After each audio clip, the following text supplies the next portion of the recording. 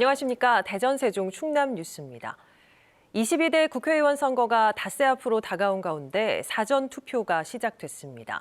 첫날인 오늘 더불어민주당 이재명 대표는 대전을 찾아 카이스트 재학생들과 함께 투표에 나섰고 국민의힘과 제3정당 후보들도 사전 투표소를 찾아 소중한 한 표를 행사했습니다. 첫 소식 성용희 기자입니다. 이재명 더불어민주당 대표는 사전 투표 장소로 대전을 선택했습니다. 이 대표는 카이스트 재학생들과 투표를 마친 뒤 정부의 연구개발 예산 삭감을 비판하며 대전을 찾은 이유를 설명했습니다. 연구도시 아닙니까? 과학기술의 중요성, 또 정부 정책의 이 무지함, 이런 것들을 좀 지적하고 싶었습니다. 이어 지원 유세에 나서 충청이 균형추 역할을 해 윤석열 정부의 폭주를 막고 책임을 물어야 한다며 정권 심판론을 재차 부각했습니다. 국민의힘은 한동훈 비대위원장이 서울 신촌에서 투표하고 수도권 집중 유세를 벌였고 지역구 후보들도 일제히 사전 투표에 나섰습니다.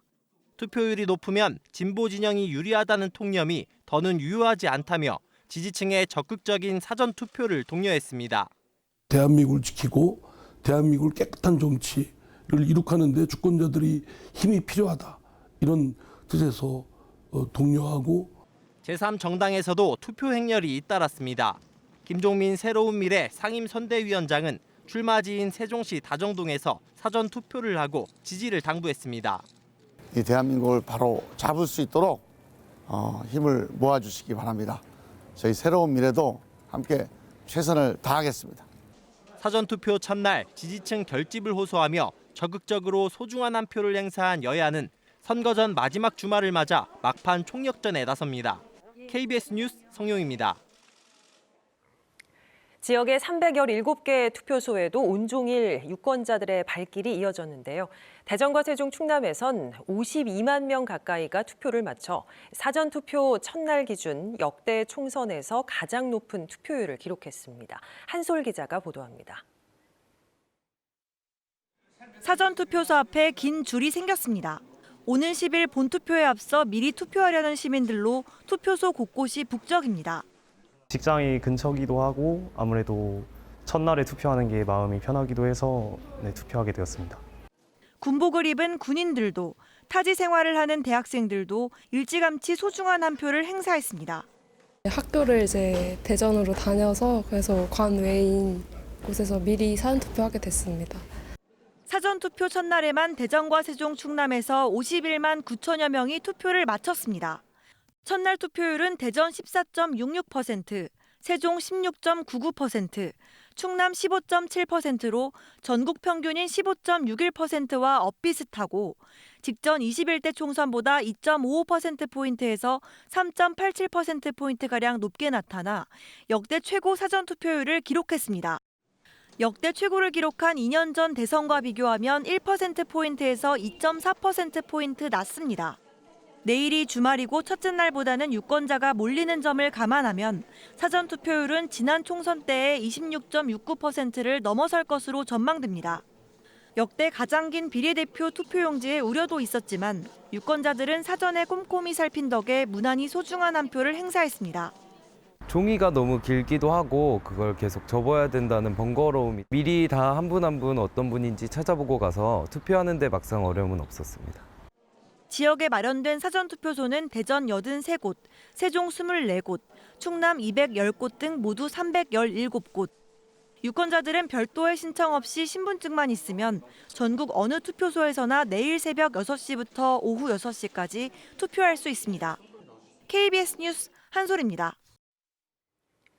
오늘 대부분 사전투표소에서 투표가 순조롭게 진행됐지만 일부 지역에서는 크고 작은 소란이 빚어졌습니다.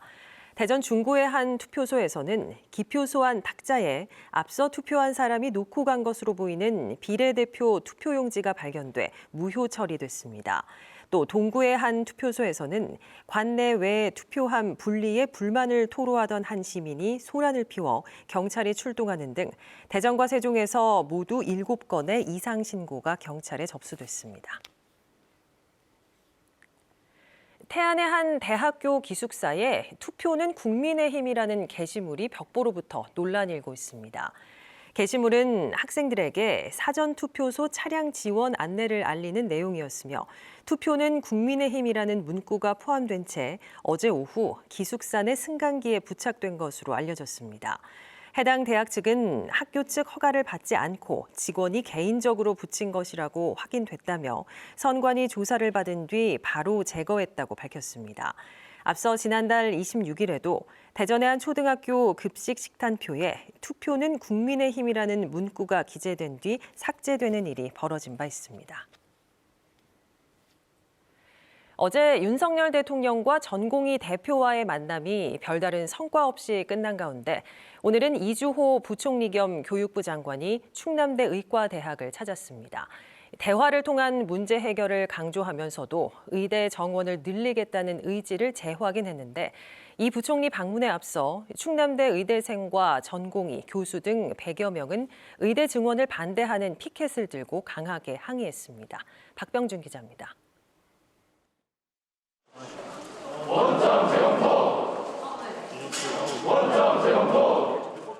충남대 의대 학생과 병원 전공의, 교수 등 100여 명의 반발 속에 이주호 부총리가 회의장으로 향합니다. 대통령과 전공의 대표와의 만남 이후 하루 만에 진행된 정부와 대학 총장 그리고 병원장 등과의 간담회. 모두 발언에 나선 이 부총리는 대화를 통한 문제 해결을 강조하면서도 의대 증원에 대한 정부 의지를 재차 확인했습니다. 대학이 수준 높은 의학교육을 위해 충분히 준비하실 수 있도록 정부가 강한 의지를 가지고 과감하게 지원하겠습니다. 특히 비정상적인 학사 운영이 계속될 경우 결국 피해는 학생들이 입게 된다며 학생들이 수업에 복귀할 경우 불이익이 없도록 지원하겠다며 복귀를 촉구했습니다. 이후 비공개로 진행된 논의에서도 2,000명 증원 규모에 대한 조정 언급은 없었던 것으로 전해졌습니다. 의료계도 평행선을 이어갔습니다. 의대 학생과 전공의, 교수들은 증원 재검토 없이는 자리로 돌아가지 않겠다며 강경한 입장을 고수했습니다. 이 부분을 되돌릴 수 있는 방법은 원점에서 재논의를 하는 것밖에 없습니다. 그런데 이제 원점 재논의에 대한 부분들은 전혀 지금 대화가 이루어지지 않고 있는 상황이고. 충남대 의대 교수 비대위는 환자와 의사의 안전을 위해서라도 진료 조정이 불가피하다며 조만간 진료 축소를 예고하고 있습니다. KBS 뉴스 박병준입니다. 이번 주말부터 한낮 기온이 20도 안팎으로 오르는 등 완연한 봄 날씨가 이어지겠는데요. 봄나들이 계획하고 계시다면 졸음운전 조심하셔야겠습니다. 졸음운전 치사율은 음주운전 사고의 2배 수준인 만큼 졸음이 밀려온다면 꼭 쉬어 가셔야 합니다. 곽동화 기자입니다. 차들로 꽉 막힌 교차로에서 구급대원과 경찰이 사고 수습을 하고 있습니다. 졸음운전을 한 것으로 추정되는 승용차가 횡단보도로 돌진해 길을 건너던 행인들을 덮친 겁니다. 이 사고로 5명이 다쳐 병원으로 옮겨졌습니다. 지난해 3월 충남 당진에서 국도를 달리던 승용차가 화단에 부딪혀 전복돼 40대 운전자가 숨졌는데 이 사고 원인 역시 졸음운전으로 추정됐습니다. 경찰청에 따르면 최근 5년간 졸음운전 추정 교통사고가 10,000건 넘게 났습니다. 하루 평균 6건꼴로 졸음사고가 난 셈입니다. 졸음운전 사고는 100건당 2.9명이 숨졌는데 음주운전 교통사고 사망자의 2배 수준입니다. 특히 기온이 올라가고 나들이 객이 늘어나는 봄철에 졸음운전 사고가 가장 많이 발생하는 것으로 나타났습니다.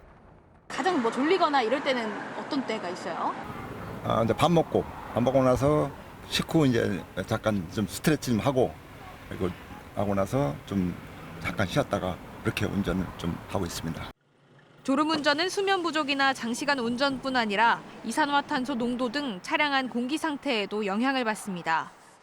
졸음운전을 예방하기 위해서는 운전 중 신선한 산소 공급을 위해 주기적으로 환기를 할 필요가 있으며 경찰청은 상습 정체 구간이나 터널 등 취약 장소에 순찰차를 배치하고 심야 시간에 경광등을 켜고 사이렌을 울리는 등 졸음운전 퇴치를 위한 순찰을 강화하기로 했습니다. KBS 뉴스 곽동아입니다. 대전지법 형사 12부는 흉기를 휘둘러 행인을 숨지게 한 혐의로 기소된 20대 A씨에게 징역 18년을 선고하고 15년간 전자발찌 부착을 명령했습니다. A씨는 지난해 12월 대전시 파남동의 대로변에서 처음 보는 70대 노인을 흉기로 찔러 숨지게 한 혐의로 기소됐습니다. 재판부는 아무 관계가 없는 불특정 다수를 향한 범죄는 사회적 해악이 크다며 양형 이유를 밝혔습니다. 9시 뉴스 마칩니다. 여러분 고맙습니다.